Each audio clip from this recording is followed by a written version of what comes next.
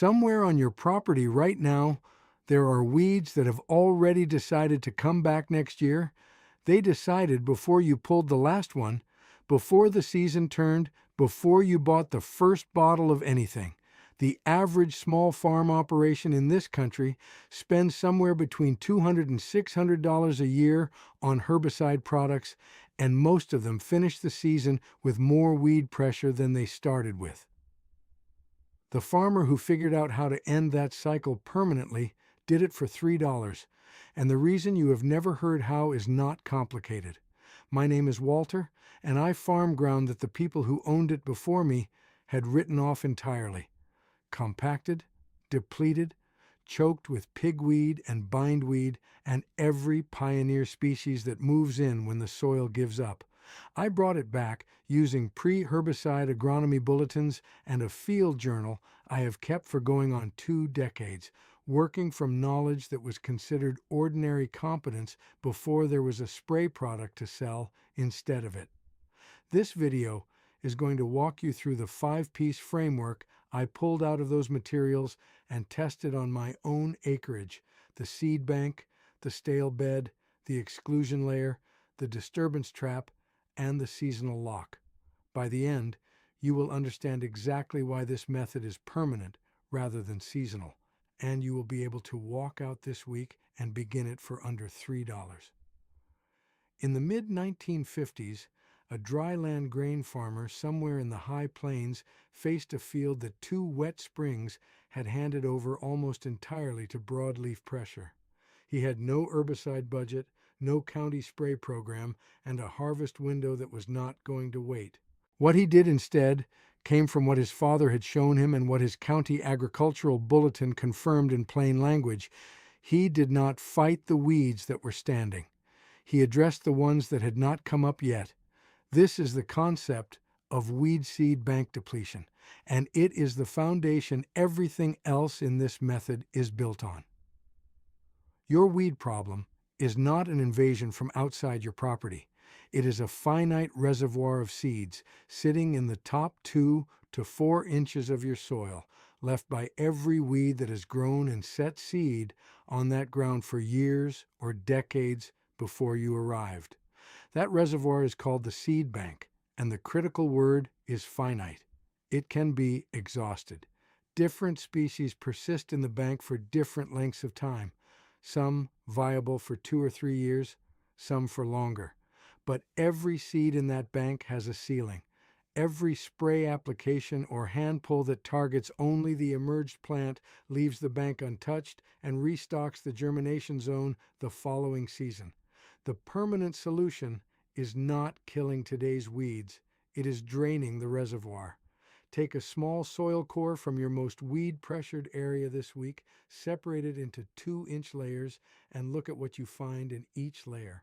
That simple observation tells you exactly where your bank is densest and at what depth, and it is the first real piece of information you need to work with.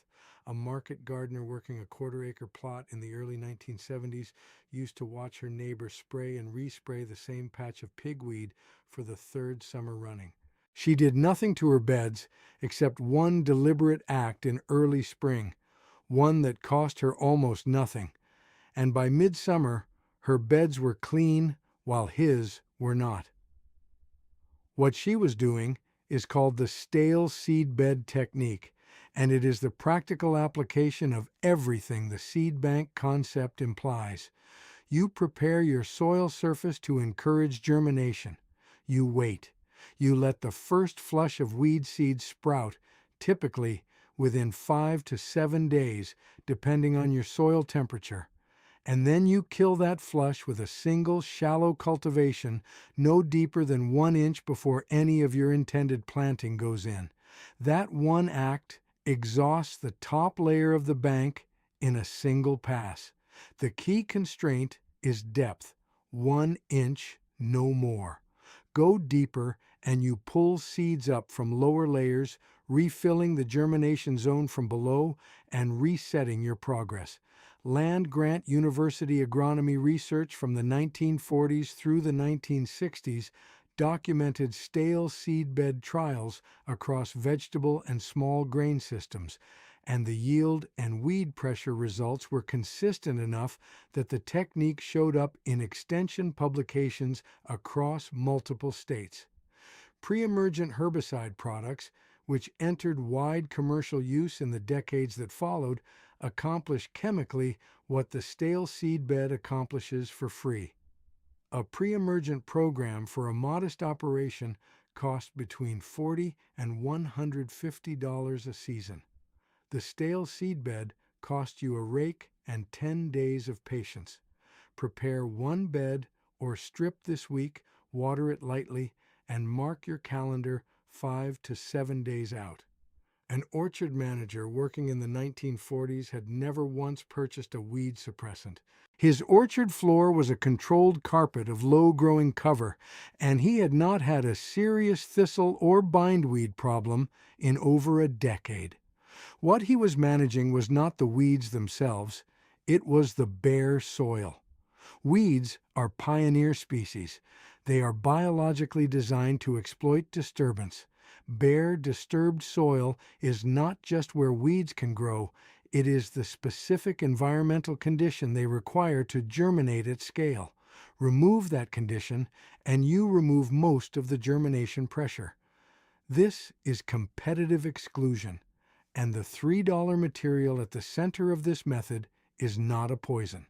It is a light-blocking organic layer, straw, wood chip, aged leaf material, applied at a depth between 2 and 3 inches over any area where you have exhausted the surface bank through stale bedding. The material needs to be dense enough to block light transmission to the soil surface. Light-permeable applications, thin or loosely laid, give weed seeds exactly enough to work with.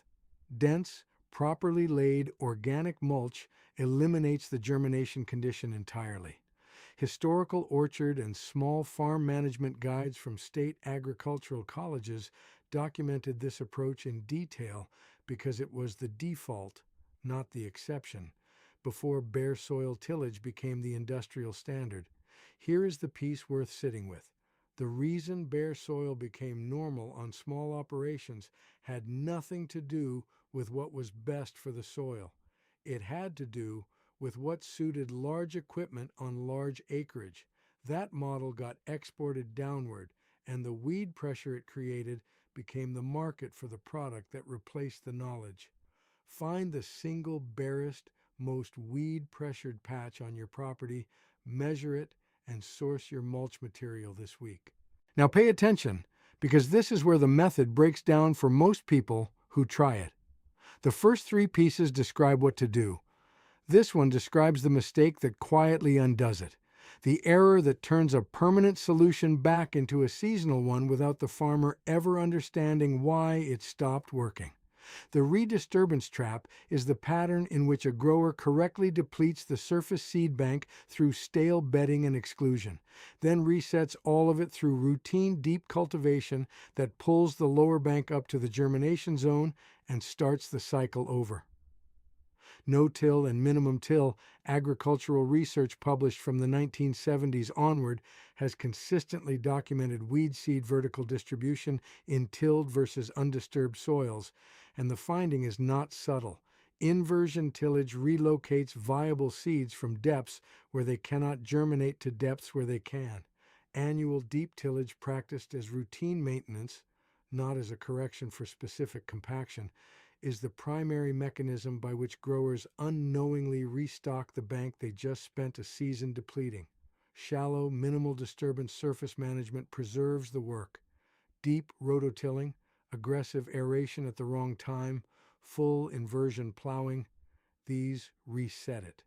The soil depth rule is simple. Once your surface bank is depleted, nothing that works the soil below 1 inch belongs in your regular rotation unless you have a documented reason for it. A shallow tine cultivator used correctly costs less than a tank of herbicide and accomplishes more over time. A rototiller used carelessly costs you a season of bank depletion every single pass. Go through your cultivation tools this week and note the working depth of each one.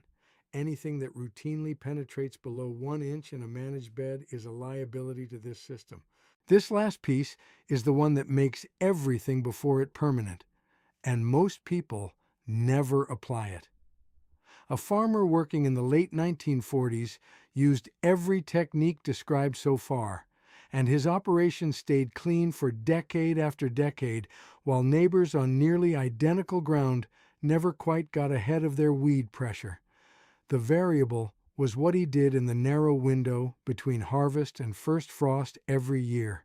The seasonal reset protocol is the closing practice that locks in a year's bank depletion and prevents reinfiltration from adjacent land or wind-blown seed, the two sources that can restock a depleted bank from outside the operation. The protocol has three components. First, a final exclusion layer applied before winter sets in, covering any bare soil that has been opened during the late season. Second, a low-cost cover crop, winter rye being the most widely documented in pre-herbicide extension literature, seeded at rates that cost less than $1 for a modest bed, used as a living barrier that outcompetes early spring germinators and is terminated shallow before planting. Third, perimeter management. The fence lines, field edges, and borders of your property are not secondary concerns. They are the primary reinfiltration vectors. Weeds travel. Seed from an unmanaged fence line recolonizes a depleted bed faster than seed from anywhere else on the property. Integrated weed management literature and pre-herbicide crop rotation guides documented this specifically, and the operations that maintained clean ground over long periods consistently treated perimeter management as part of the same system, not a separate chore. Write down your average first frost date. Count back 6 weeks from it. Mark that date now as your annual closeout window, because that is the point at which this system either locks in for the following year or resets entirely. What you have in front of you is a complete system, not a collection of tips. The seed bank is finite and exhaustible. That is the premise. The stale seed bed exhausts the surface layer before your season begins. The exclusion layer removes the germination condition from any area you have already cleared. The disturbance discipline preserves that work by keeping cultivation shallow and avoiding the tillage practices that restock the bank from below. And the seasonal closeout locks in the year's progress and blocks reinfiltration before the next season opens. Those 5 pieces compound. The first season, you see improvement. The second season, you see a real difference. By the third season, you understand why the farmer in those old bulletins described weed management as a solved problem. The reason this knowledge faded is not complicated, and it is not worth bitterness. A system that costs $3 and compounds toward permanence has no repeat customer. There is no revenue model around something you learn once and maintain cheaply. That is ordinary market logic, and it applied here the same way it is applied to dozens of other pieces of trade knowledge that were quietly allowed to go out of circulation. What this video represents is not a gardening tip. It is a piece of your operation that no longer requires a supplier. You do not need to buy this solution next season. You need to understand it this season, apply it consistently, and let it compound. That is what competence looks like on working ground. The single move to make this week: find your most weed-pressured patch, prepare a small stale seed bed in one section of it, and watch it for 10 days. That one observation will tell you more about your specific seed bank than anything you could read, and it will give you the evidence you need to commit to the rest of the system.